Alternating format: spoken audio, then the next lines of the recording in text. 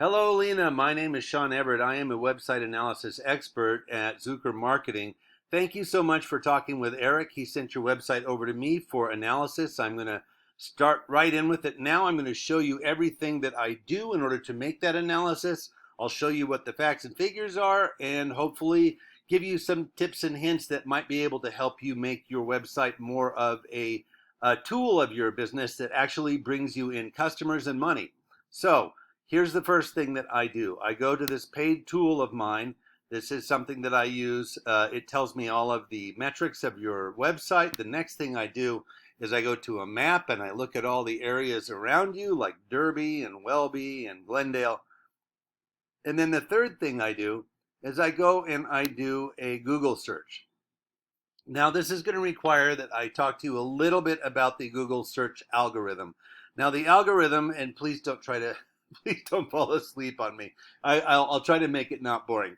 The algorithm was designed by Google to give its search customers the most relevant results. Now, relevant is something that Google apparently thinks they own the rights to, because what's relevant to you and me might not be the same to this algorithm, but the algorithm doesn't care. It just marches on. You have to satisfy a few things to meet what the algorithm wants. In other words, you could have the worst company in the world, and yet you could have a really top listing here in Google, and all because you satisfy what the algorithm is looking for. Now, I'm going to tell you what those things are as we move along. The first thing I'm going to show you here, though, is that this is what we call the map pack, because it's attached to this lovely map. And all of these folks did something that I don't know if you've done it or not. If you haven't, do it this afternoon or this evening. Go to Google and fill out a Google business profile. Really important. Google is the gorilla in the search world, and when the gorilla wants to dance, well, you kind of got to dance. So just go there, fill out a Google business profile, be thorough. The Google algorithm rewards thorough. So fill it out. There's a whole bunch of blanks, just like a Facebook profile.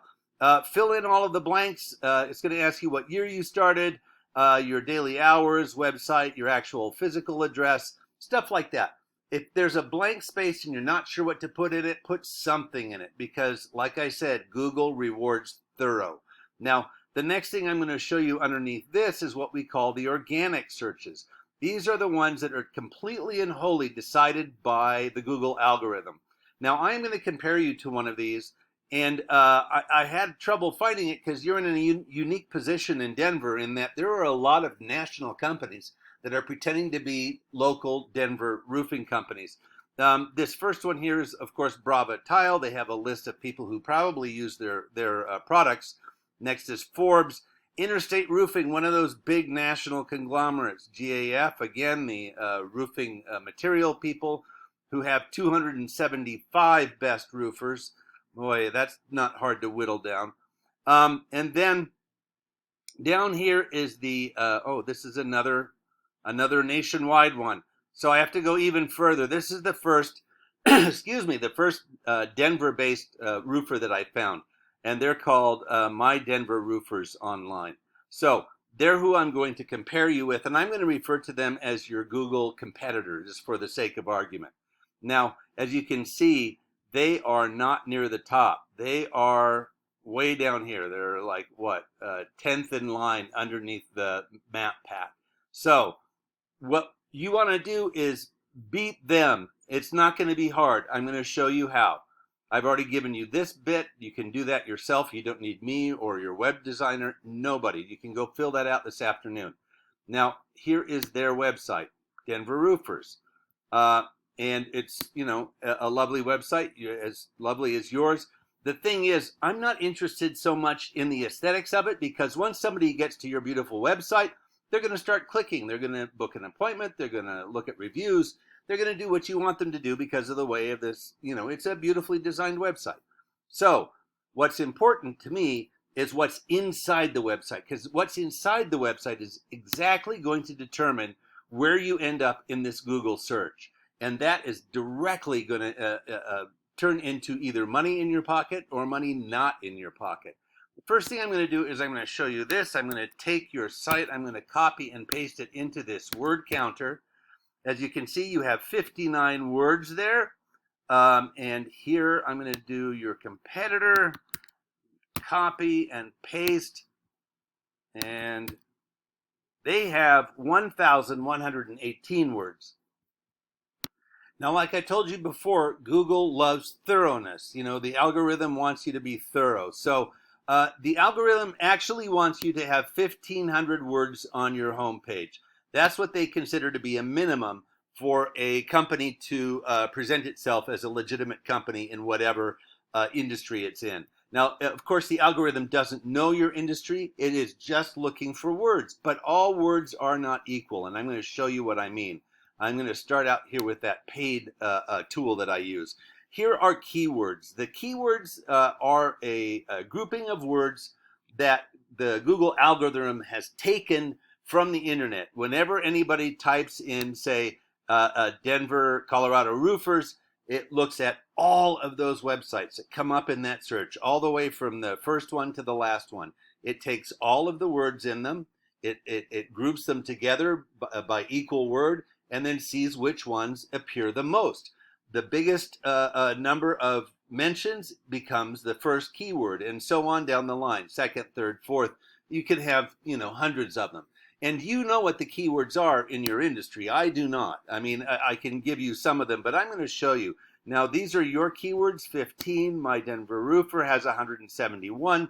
From a purely mathematical standpoint, the algorithm believes that these folks have won. Let me show you their keywords.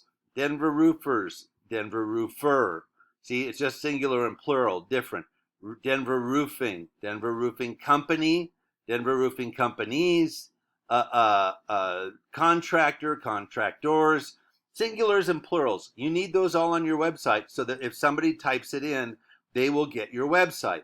Now, there's a bunch of other things that should go in here, and I'm just going to give you a little example. Now, if you were to put in bananas like gorillas into your website, which would be a weird thing to put on your website, every time somebody typed that into a Google search, your website would come up, and they say, why is this roofer in Denver coming up when I'm typing in bananas like gorillas? And they would probably be right to question that. But here's the deal. It's just the same in the opposite direction, in that if you don't have it on your website is not going to come up. And so that's why having your word count, your keywords go up from 15 on your whole website to something over 171. You just want to beat your competitor. Now, there's a lot of things that are in your industry, like gutters, like TPO, like shingles, or tar. There's a whole bunch of things. I don't know your industry that well, so I had my roof replaced recently, so I'm just saying some of the things that I heard during the time that the salesman was there with me. But you need to have all of those things. You need to have questions answered. For instance, if somebody types in, how long will my roof last in Colorado or in Denver, you want to have that on your website somewhere. And you can do that on a blog, you can do that somewhere, and you want it to be satisfied here on your website. And this, it just keeps going through repair, company, Denver, roof. But people ask questions. Now, you're going to have it over on them if you have those questions answered on your website. It's not going to be hard to really kick them in the rubber parts. So one of the things that I would also suggest is, let me go to your website and see all of these communities here. Let's take Lakeside as an example. I'm going to see if you have the word best in your website. Not found. Why do you not have "you are the best roofer in Denver" on your homepage? That seems like something you should have. Now, having that on your website is something great for you. And, if it's on the internet, it's true. So Google doesn't really I hope you think you're the best. I mean, if you're in business, you should hope you're the best.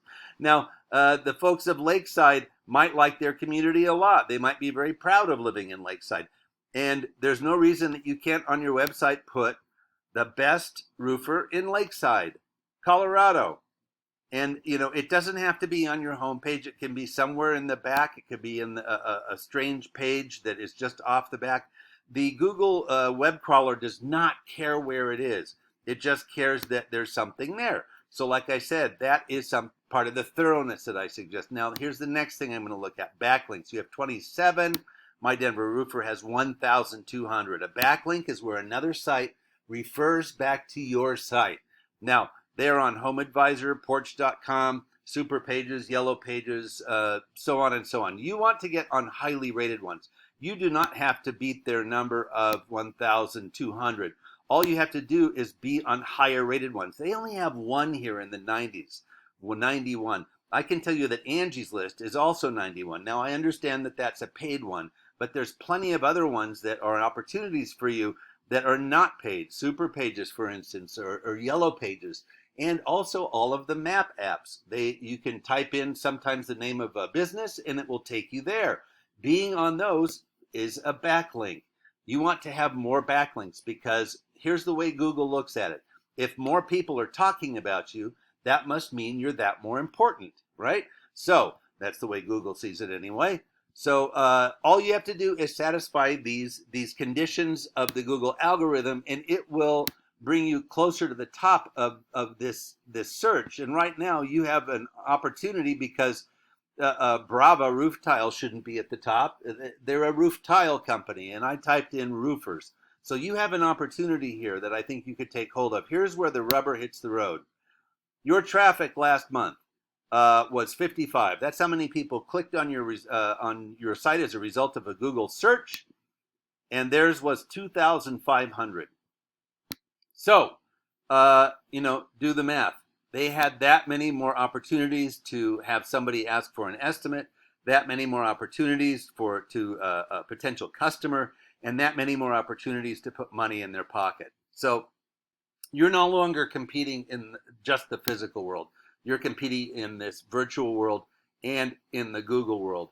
Now, I have to say, I just noticed today that you literally have changed over your website from the old graphic that said formerly Jack's Roofing LLC right there. Now you have these lovely pictures on there. It's a great website.